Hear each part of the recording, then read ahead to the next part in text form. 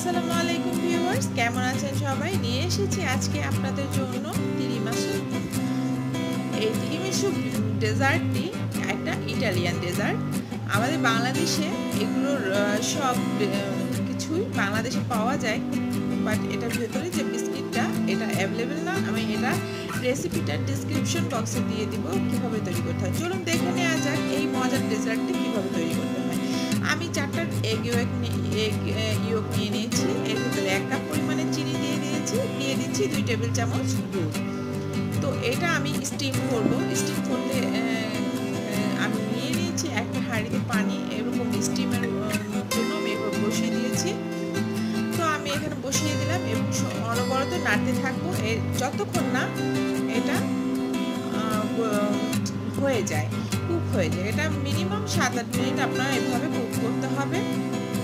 তো এটা কুক করার সময় কিন্তু অবশ্যই আপনার অনবরত নাড়তে হবে, না নাড়লে এটা জমাট বেঁধে যাবে। যেহেতু ডিম কিন্তু গরম পেলেই জমাট বেঁধে যায়। তো দেখুন এটা কিন্তু অলমোস্ট হয়ে গেছে 7-8 মিনিটের মধ্যে। তো আমি এখন এটাকে নামিয়ে নেব।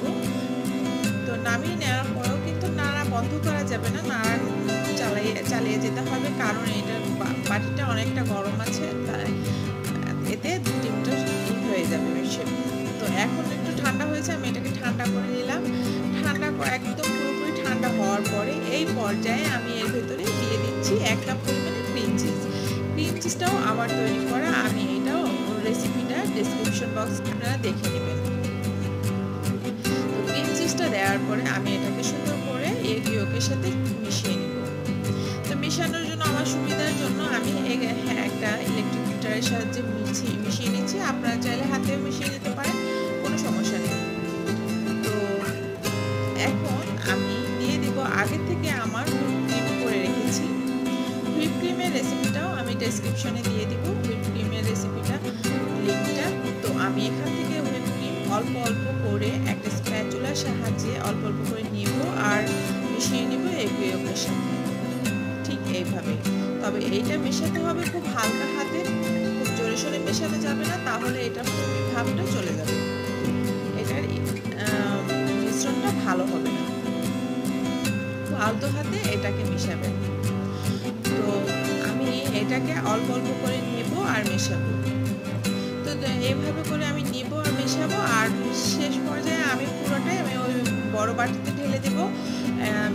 বড় বাটিতে ঢেলে নাড়তে সুবিধা হয়, সেই সুবিধার জন্য আমি বড় বাটিতে ঢেলে নিয়ে মিশিয়ে নিলাম। দেখুন, তো আমি এখানে দিয়ে দিচ্ছি 1 চা চামচ পরিমাণে ভ্যানিলা এসেন্স।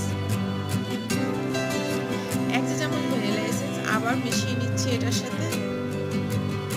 দেখুন ক্রিমটা কিন্তু কত সুন্দর হয়েছে, আপনারা দেখলেই বুঝতে পারছেন। এটা নাড়াচাড়ায়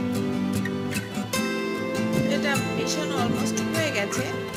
আমি মেশানো হয়ে গেলে এই বাটিটা এক সাইড করে রেখে দিব এবং নিয়ে আসবো যে বাটিতে আমি সেট করবো। এই বাটিটায় আমি সেট করবো। এখন এর ভেতরে আগে থেকে আমি গুলিয়ে রেখেছিলাম 2 টেবিল চামচ পরিমাণে কফি, 1 কাপ পানির সাথে।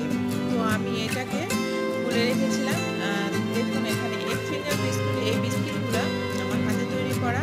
এই বিস্কিটগুলো বাংলাদেশে অ্যাভেলেবেল না, তো আমি এটাকে হাতে তৈরি করেছি। দেখুন এভাবে ভিজিয়ে নিয়েছি, কফির মধ্যে ভিজিয়ে নিয়েছি আর বিছিয়ে দিচ্ছি ঠিক এইভাবে।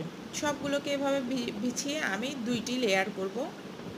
দেখুন কিভাবে লেয়ারগুলো করছি। এটা দেওয়ার পরে আমি 1 লেয়ার দিয়ে দিচ্ছি ক্রিম দেওয়ার পরে আবার 1 লেয়ার দিয়ে দিব বিস্কিট। এভাবে ঠিক একইভাবে কফির মধ্যে ভিজিয়ে আবার 1 লেয়ার করে দিয়ে আবার উপরে দিয়ে দিলাম ক্রিম। এরকম ডাবল লেয়ার করে আমি এটাকে 4 ঘন্টার জন্য ফ্রিজে রেখে দিব। আপনারা সারা রাত্র রেখে দিতে পারেন।